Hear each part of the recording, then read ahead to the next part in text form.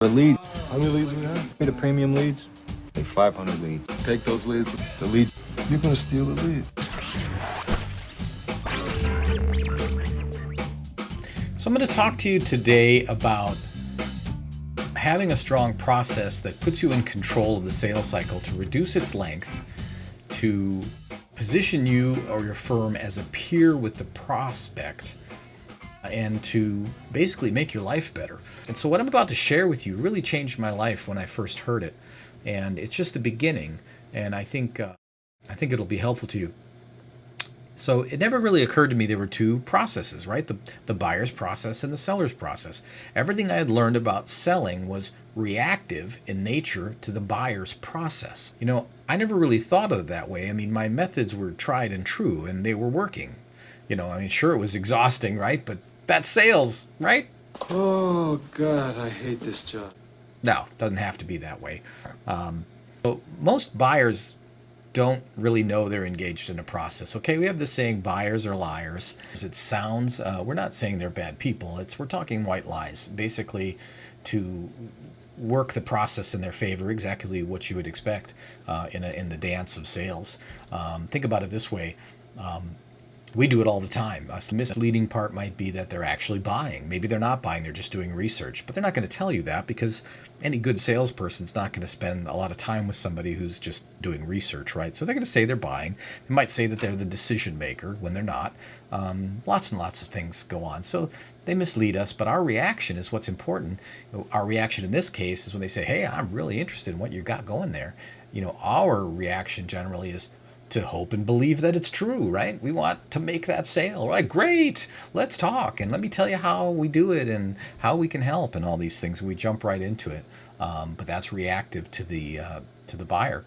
And then the buyer wants to usually get information from us. That's usually the quest, right? And we're just so happy to give that information, right? We want to tell you every detail about our complex offering and all of the complex details. And we start just throwing it out there within a few minutes of meeting the prospect, and we're just giving them what they want. We're reacting to them again.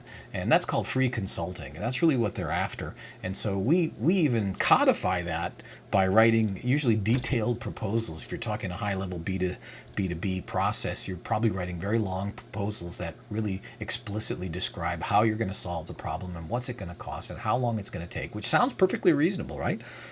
But it is not in your best interest to do that, to give them all the answers. We'll talk about that a little bit more. And then you deliver the proposal, and strangely, they tend to disappear. They'll tell you something like, well, I need to take this to blah, blah, blah. I need to take this to my boss. I need to take this to the board. Okay, so if you'll give me a call in a week or two, I'll let you know where we stand on it. And so we start the follow-up process. So we start following up.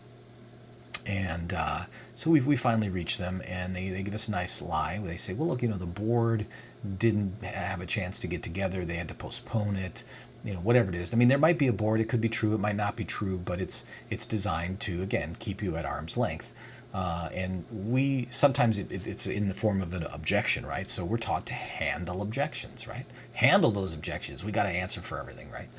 And then they hide again, and then we finally reach them one way or another, sometimes camping out on their lawn, which I do not recommend, and we attempt to close, right? We try to convince them that we're the best, that they need to do this, that they need to do that, and sometimes taking on that sort of parental tone where I'm going to tell you how to do things, that doesn't usually work very well. That's why close rates are usually lower than they should be. Then they'll stall. They'll say, hey, I'm sorry, we're not ready yet. Just give me a couple more weeks. And so we put it on our calendar and we follow up again in 2 weeks. And then they lie again and they say something else that, and then we attempt to close again. And then they go back into hiding. And then we follow up, and then we keep following up, and they keep hiding, and we just keep following up. And it's right here where the death spiral starts, right?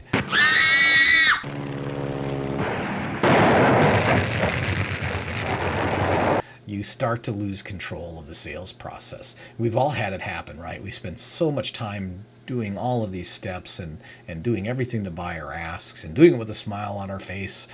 We're convincing and we're proposing, cajoling, explaining, writing the proposal, changing the proposal.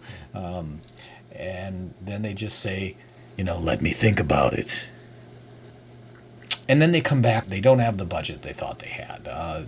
There's another decision maker. There's all these things. The dog ate my homework, right? And around it goes, and it costs a huge amount of money. And most of those deals actually don't happen. If you keep stats on your sales work, you'll see that those deals where you're following up, getting all these excuses, and you're working so hard, very few of them actually close, just enough to keep you pulling that lever, right? But it's extremely inefficient. And so a lot of companies will say, look, our sales cycle is 1 to 6 months, and we can't control it. That's just how buyers are in our business. I'm going to show you that that's not necessarily true, and that you absolutely can control it. Are you worried about leaving money on the table? Are you tired of chasing people around who never seem to buy? Are you ready to reclaim your dignity in your life? Click the link below and I'll share with you a better way.